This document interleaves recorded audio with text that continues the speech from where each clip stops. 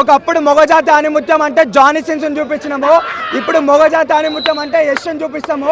అసలుకి నిజంగా ఒక్కొక్క హీరోనితోనైతే నిజంగా 2-3 పిల్లల్ని కనేసిండు అన్న. అసలుకి నార్మల్గా లేదు. అసలుకి సినిమా అంటే ఇదన్నట్టు చూపించిండు. మాకైతే ఫైర్ క్రాకర్ చూపించిండు అసలుకి. ఇంకా ఏమంటారు, రుక్కుని మా ఇంట్లో ఉంటాడు కుక్కు, ఈ సినిమాలో అయిపోయింది రుక్కు పని అని చెప్పుకోవచ్చు. మామూలుగా లేదు అసలుకి. ఇంకేం నాకు తెలిసి అరుంధతి సినిమాలో ఏమంటారు పశుపతన అరుంధతిని వదిలేసిండు, కానీ ఈ సినిమాలో అయితే అరుంధతిని కాదు కదా ఏమంటారు ఇంకా 10 మంది భాగమతిలో వచ్చినా సరే వదలని చెప్తుండు. ఆ విధంగా ఉంది సార్. అన్న అందరికీ నేషనల్ అవార్డు ఇస్తారు కదా, యాక్టింగ్ బాగా చేసిరని. మా ఓటు రొమాన్స్తోని నేషనల్ అవార్డు గెలుస్తాడన్న. రొమాన్స్తోని నేషనల్ అవార్డు గెలుస్తాడు. 5 హీరోలు ఇంకా 5 హీరోలను పెట్టినా సరే వాళ్ళతో కూడా పిల్లల్ని అంటాడు. ఆ రేంజ్ ఉన్న హీరో యశ్ కట్అవుట్ చూసి కొన్ని నమ్మేయాలి డ్యూడ్. కిక్ ఏముందిరా, టాక్సిక్ ఏముందిరా, రొమాన్స్. అసలు ఏంటి యశ్ గారు 5 హీరోయిన్లతో రొమాన్స్ చేస్తే 5 హీరోయిన్లకు ప్రెగ్నెంట్ చేసింది ఒక్క మామూలుగా ఉండదు. అసలు ఏంటి ఆ స్టైల్, ఆ రొమాన్స్.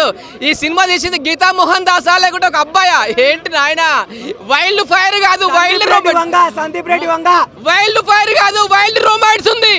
రొమాన్స్ పరంగా మన యశ్ గారు రికార్డులు కొడతాడు, రికార్డులు బద్దలు కొట్టాడు, అవార్డు పక్కా వస్తుంది రొమాన్స్ పరంగా. ఎనిమల్ సినిమా చూశారు కదా, దానికి మించి 100 రెట్లు ఎక్కువ ఉంది రొమాన్స్ ఇందులో. అసలు చెప్పాలంటే మాటలు రావట్లేదు. ఏమి యశ్ గారు మీరు అసలు నిజంగా అసలు యశ్ గారి గన్నులో ఎన్ని బుల్లెట్లు తెలియదు, కానీ స్టార్టింగ్ నుంచి ఎన్ని వరకు బుల్లెట్లు దింపుతూనే ఉన్నాడు. దింపుడు ఈ సినిమాలో ఒక కట్టప్ప, ఒక బొల్లాడదేవా వాళ్ళు లేరు.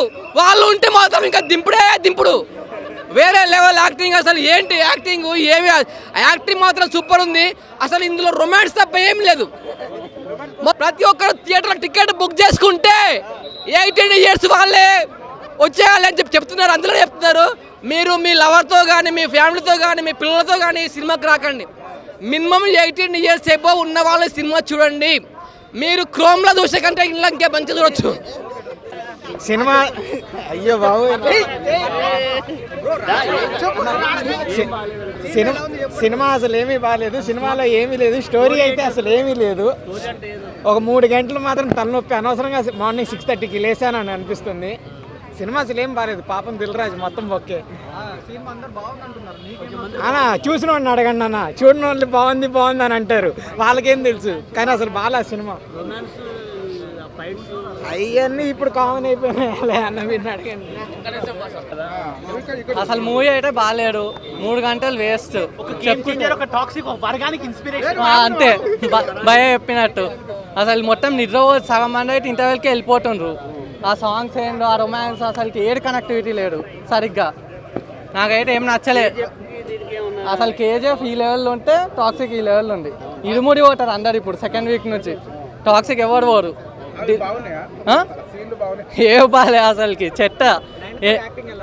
నైన్తార ఏదో నార్మలే, ఆమె ఏమంటా లేడు చెప్పుకుంటే. అసలు మొత్తం యశ్ మీద నడుస్తుంది, లాస్ట్కి ఒకటి ఇస్తుంటుంది. అది డైరెక్షన్ ఏమన్నా దండం పెట్టచ్చు. ఇక ఏం బాగాలేదు భయ. 80 కోట్లు బొక్క దిల్రాజు సార్కి. ఇందానే చూసిన పైన వచ్చిండు కూర్చుండు కూడా బాలే, డల్లుగా ఉంది. చూపిస్తా ఆగండి మీకు ఒక్క నిమిషం. ఇది